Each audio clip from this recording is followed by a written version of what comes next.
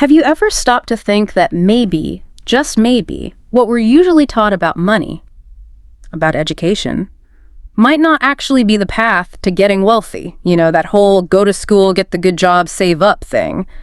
Well, today, we're doing a deep dive into a book that really threw a wrench into that thinking for millions.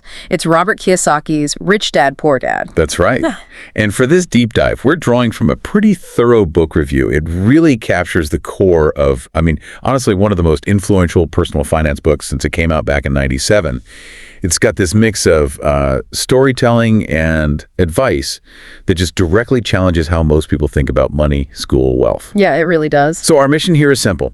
Pull out the most important nuggets for you, the listener. Help you quickly get the main ideas and maybe prompt you to reconsider some of your own financial assumptions. Okay, so how does he start breaking down these traditional ideas? He sets up this core contrast right away using two dads. There's his actual dad, his biological father, who he calls Poor Dad, highly educated, PhD even, but always struggled with money.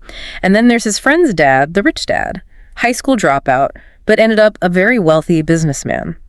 It's quite a stark comparison to kick things off, isn't it? It really is. And what's key here, the book's main point right off the bat, is that being rich, it's much more about your mindset, your financial outlook, less about how much you actually earn. Right. It's not about grades. It's about understanding money itself. Exactly. It's about learning the rules of money, rather than just earning enough cash to play by the rules someone else set. Which brings us to one of the, maybe the most controversial points, that schools teach us how to work for money, but they totally miss teaching us how to make money work for us. But wait, doesn't that sound a bit anti-education? How does he square that? Well, that's where he pivots to financial literacy. It's not that he thinks school is useless, necessarily, but he argues that understanding things like assets, liabilities, investing, cash flow, that stuff is way more important for building actual wealth than just getting straight A's. Okay.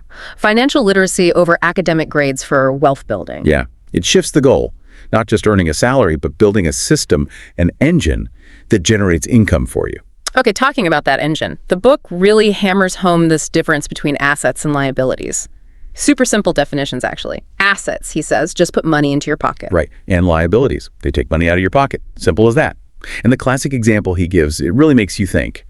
The house you live in, often a liability. Because of the mortgage, the taxes, upkeep. Exactly. Costs, costs, costs. Whereas something like a rental property you own, that's an asset because ideally it's generating income. It's putting money in your pocket month after month. That definitely flips the script on home ownership as the ultimate goal for some. It does. It challenges that conventional view. So beyond just owning stuff, he also pushes this idea to work to learn, not just to earn. What's that about? It's about prioritizing skill